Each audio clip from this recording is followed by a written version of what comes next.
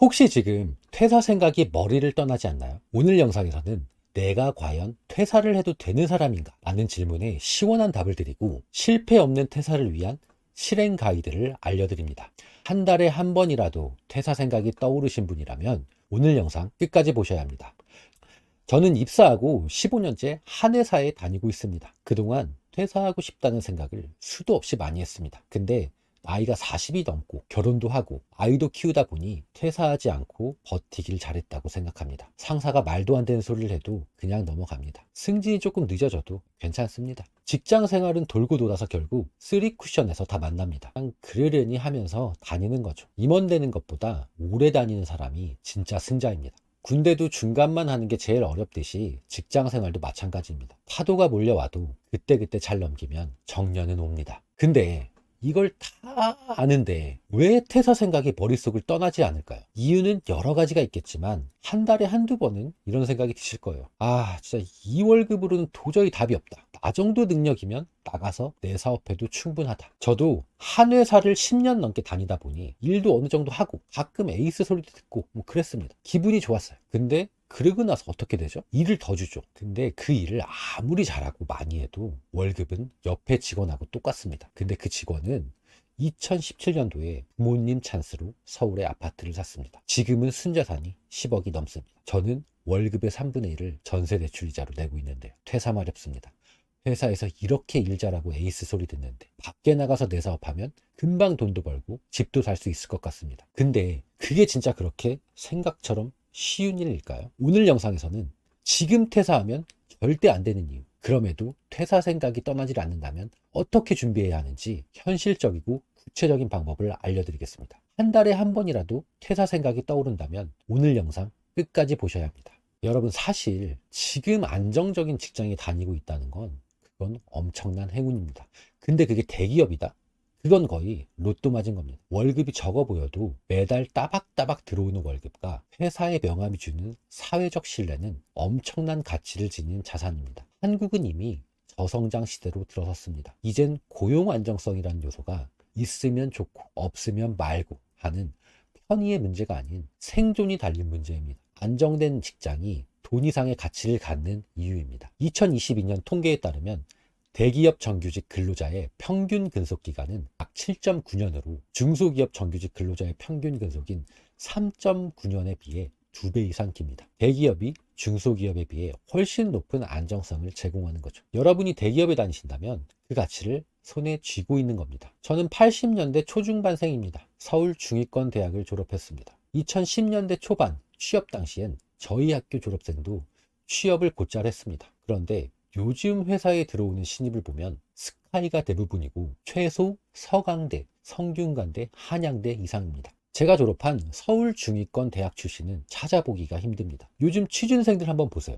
대기업 입사하려고 진짜 발버둥을 칩니다. 수백 대 1, 수천 대 1, 진짜 엄청난 경쟁을 뚫어야 합니다. 근데 여러분은 이미 그걸 가진 사람들입니다. 솔직히 말해서 제가 2025년에 취업 준비를 했다면 지금 다니는 회사에는 100%못 들어왔을 겁니다. 겸손해서 하는 말이 아닙니다. 전 정말 취업 막차를 탔습니다. 2010년도 초반에 이 막차를 못 탔다면 생각만 해도 아찔합니다. 이렇게 운 좋게 취업을 해서 10년 넘게 회사를 다니다 보니 에이스 소리도 듣게 됩니다.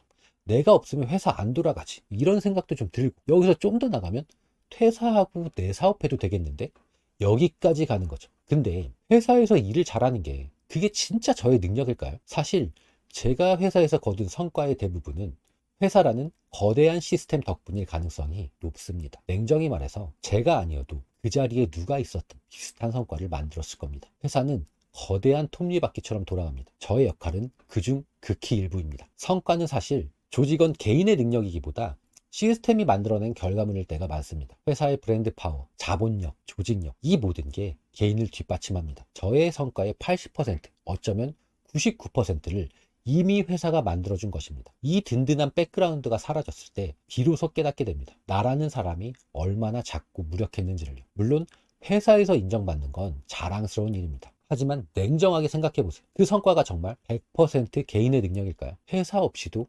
지금처럼 해낼 수 있을까요? 제가 따낸 계약 뒤엔 마케팅팀, 개발팀, 재무팀, 법무팀이 있었습니다. 저는 그 위에 올라서 계약서에 사인만 했을 수 있습니다. 회사는 저에게 검증된 프로세스와 자원을 줬습니다. 저는 그 안에서 맡은 역할을 그냥 한 거예요. 이런 기반 위에서 이룬 성공을 내 능력으로 착각한다면 회사 밖 정글에서는 전혀 다른 현실이 기다릴 수 있습니다. 회사라는 배경 없이도 성과를 낼 수 있을지 스스로 자문해 봐야 합니다.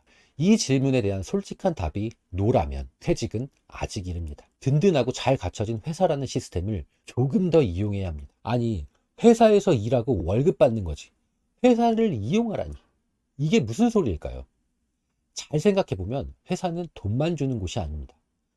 회사에서 내 사업을 하고자 하는 생각이 있다면 회사는 돈을 받아가면서 성장을 할 수 있는 최고의 훈련 장소입니다. 프로젝트 하나하나, 회의 참석, 상사와의 갈등까지 이 모든 게 여러분의 자산이 됩니다. 특히 대기업이라면 더 그렇습니다. 수십 년간 쌓인 노하우를 매일 공짜로 배울 수 있는 곳, 수억짜리 컨설팅을 매일 듣는 것과 다름없습니다. 2021년 CEO 스코어가 국내 유니콘 기업 115개사 창업자 123명을 대상으로 조사한 바에 따르면 경력 확인이 가능한 창업자 70명 중 34.3%가 삼성, LG, SK 등 주요 대기업 출신이었습니다. 특히 삼성 출신이 18.6%로 가장 많았고 LG와 SK그룹도 각각 4.3%를 차지했죠. 이는 대기업에서 배우는 체계적인 업무 프로세스, 다양한 프로젝트 경험, 폭넓은 인적 네트워크가 성공적인 사업 운영에 큰 도움을 준다는 것을 보여줍니다. 기획, 전략, 문제 해결 능력, 조직 관리, 리스크 관리, 사업에 꼭 필요한 역량을 회사에서 배운 겁니다. 회사엔 전문가가 모여 있습니다. 그들의 사고방식, 일하는 태도, 문제 해결 능력, 매일 현장 강의를 듣는 셈입니다. 회사를 나의 사업을 위한 훈련장이라고 생각해 보세요. 상사의 잔소리도, 까다로운 고객도 당신을 더 단단하게 만드는 과정입니다. 돈을 받아가면서 감사한 마음으로 훈련을 하세요. 그 시간이 여러분을 더욱 강하게 만들어줍니다. 많은 사람이 창업을 꿈꿉니다. 하지만 현실은 냉혹합니다. 통계에 따르면 자영업자 5년 생존율은 고작 29.2%, 10명 중 7명은 5년 안에 문을 닫습니다. 이 안엔 대기업 출신 능력자도 포함되어 있습니다. 퇴사한 제 동기는 자신감이 넘쳤습니다. 스카이 출신의 국내 최고 대기업에서 성과도 인정받던 인재였죠. 회사 안에서는 저 누구보다 잘 나가던 사람이었습니다. 자기 이름 걸고 사업을 하겠다며 회사를 박차고 나갔습니다. 온라인 쇼핑몰을 창업해서 마케팅도 배우고 유튜브 채널도 운영하고 열심히 했습니다. 하지만 현실은 냉정했습니다. 소싱, 발주, 상품 등록, 포장, 재고 관리, 마케팅, CS 이 모든 걸 혼자서 처리해야 했습니다. 뒤를 든든하게 지켜주던 시스템과 조직이 없었죠. 회사에 있을 땐 몰랐습니다. 그의 성과는 사실 회사라는 거대한 시스템 안에서 나왔던 거였습니다. 회사의 이름이 뒤를 받쳐주고 체계적인 조직이 고객을 관리해주던 결과였죠. 혼자서 부딪힌 시장은 정말 달랐습니다. 결국 3개월 만에 사업을 접었습니다. 이 이야기가 주는 교훈은 명확합니다. 회사에서의 성공이 곧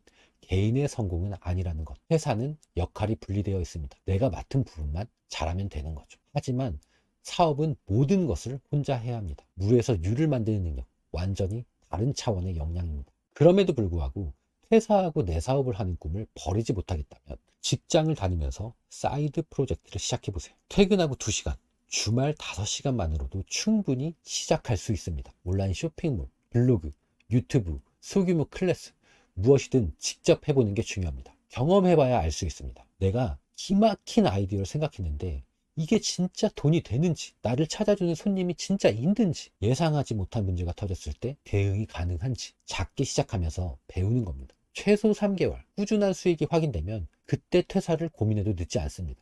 근데 이런 생각 드시지 않아요? 회사 다니면서 이걸 어떻게 해? 이런 생각이 드신다면 그냥 회사 다니는 게 낫습니다. 퇴사하고 자기 사업에서 성공할 확률이 그나마 있는 사람은 회사 다니면서도 지독하게 해내는 사람입니다. 넷플릭스 해지하고 게임 끊고 술자리 안 가고 퇴근 후 2시간, 주말 10시간, 이 시간에 퇴사를 위한 칼을 갈아야 가능성이라도 볼 수 있습니다. 벤자민 프랭클린은 말했습니다. 시간은 인생 그 자체다. 그것을 낭비하는 건 곧 인생을 낭비하는 것이다. 먼저 사이드 프로젝트부터 시작하세요. 시간을 쪼개서 작게 실험해보세요. 온라인 스토어, 유튜브, 블로그, 모임. 지금은 회사를 다니면서 리스크 없이 도전할 수 있는 최고의 시기입니다. 돈 필요 없습니다.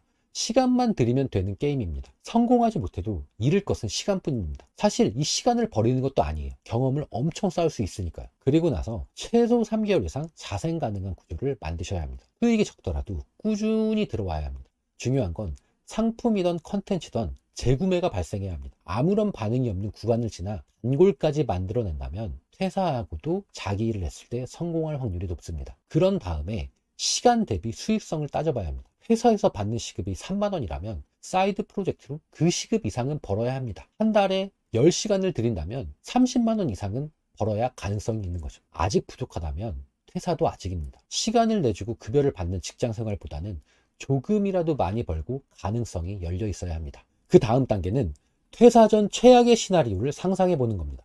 사이드 프로젝트가 잘 된다고 해도 막상 실전에서는 어떤 변수가 생길지 모릅니다. 적어도 최소 6개월의 생활비와 사업 자금은 마련해 두고 퇴사를 염두해야 합니다. 그리고 마지막으로 조언을 냉정하게 걸러 들으세요. 안 해본 사람들의 말은 진짜 들을 필요가 없습니다. 유튜브 같은 거 보고 들어서 아는 척 하는 거랑 직접 부딪혀서 벌어도 보고 깨져도 보고 하는 것은 비교를 할 수 없습니다. 직접 해보고 성공한 사람들, 실패했다 하더라도 충분히 해본 사람들의 경험과 조언을 들어야 합니다. 안 해본 사람이 훈수 두면 그냥 속으로 하고 그냥 거르세요. 아무것도 몰라요, 걔네들은. 자, 한마디로 정리하면 퇴사하고 뭐 해볼 생각하지 말고 퇴근하고 실제로 해보세요. 이게 먼저입니다. 2025년 대한민국에서 매일매일 출근할 직장이 있다는 것은 행운입니다.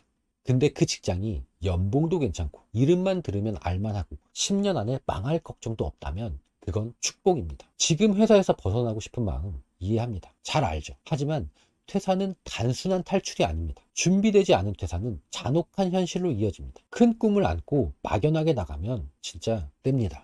계획을 세우고 알고 닦으며 준비해야 합니다. 지금처럼 경제 성장률이 둔화된 시기, 회사라는 울타리는 아주 강력한 무기입니다. 안정된 월급, 사회적 신뢰, 예측 가능한 미래. 저는 운 좋게 그 막차에 올라탄 사람입니다. 혹시 여러분도 저와 같다면 그 행운을 스스로 걷어차지는 마세요. 퇴사는 꿈으로만 하는 게 아닙니다. 검증된 현실 위에서 해야 합니다. 지금 당장 나가지 마세요. 회사라는 든든한 기반 위에서 저녁과 주말을 활용해 작게 시작하세요. 여러분이 하고 싶은 걸 세상에 내놓고 피드백을 받아보세요. 진짜 가능성이 보일 때 그때 나가도 늦지 않습니다. 퇴사는 탈출이 아니라 확실한 뒷받침이 전략된 선택입니다. 퇴근하면 진짜 피곤해 죽겠는데 회사를 다니면서도 시간 쪽에서 시작하는 그 실행력과 그 어려운 상황에서도 꾸준히 이어가면서 얻어낸 고객이 있다면 그때는 두려움 없이 퇴사할 수 있습니다. 오늘 영상이 도움이 되셨다면 구독과 좋아요 부탁드립니다. 감사합니다.